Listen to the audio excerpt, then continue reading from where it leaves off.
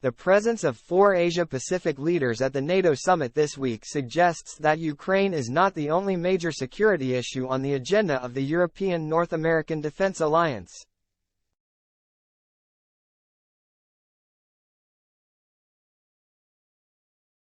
The war in Ukraine has brought members of the US-led alliance closer than at any time since the Cold War, and on Monday NATO Secretary-General Jens Stoltenberg summed up their collective concerns that what is happening in Ukraine today could occur in Asia tomorrow.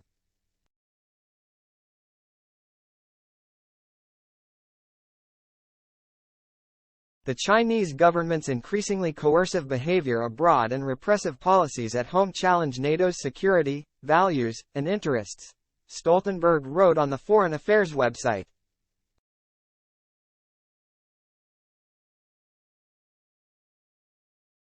Autocratic nations, including China, were looking at Russia's actions in Ukraine, and weighing the costs and benefits of offensive action, he said.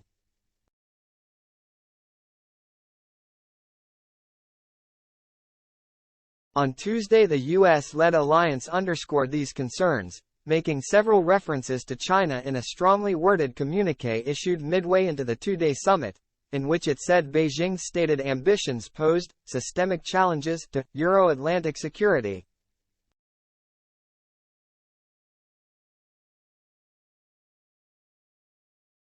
While noting the alliance remained open to constructive engagement with China, it singled out what it said was the deepening strategic partnership between Beijing and Moscow and their mutually reinforcing attempts to undercut the rules-based international order.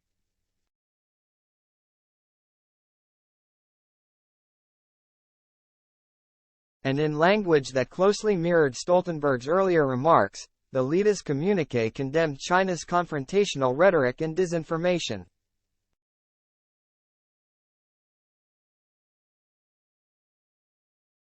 China employs a broad range of political, economic, and military tools to increase its global footprint and project power, while remaining opaque about its strategy, intentions and military buildup, noted the communiqué, which called on Beijing to abstain from supporting Russia's war effort in any way.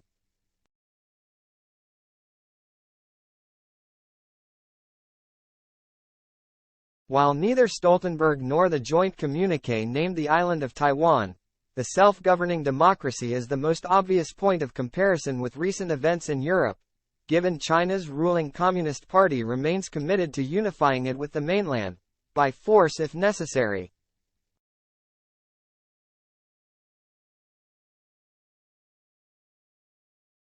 When I visited Japan and South Korea at the start of this year, their leaders were clearly concerned that what is happening in Europe today could happen in Asia tomorrow, Stoltenberg said Monday.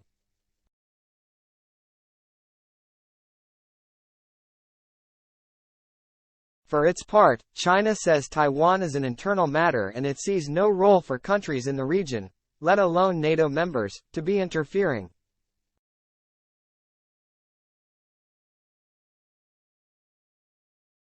We will not allow anyone or any force to meddle in China's own affairs under the disguise of seeking peace, Foreign Ministry spokesperson Wang Wenbin said at a regular press briefing in May.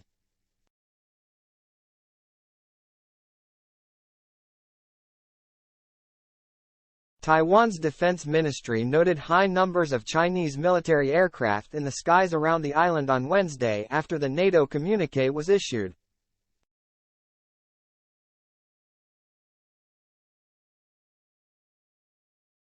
In the hours after 7 a.m. local time, it said 30 People's Liberation Army aircraft were detected, including 23 that either crossed the median line of the Taiwan Strait or entered the southeastern and southwestern sections of its air defense identification zone.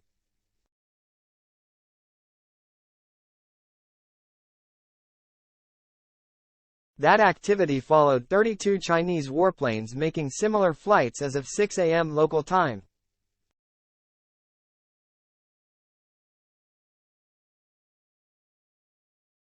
The highest number of Chinese planes Taiwan has noted crossing the median line was 56 in October 2021.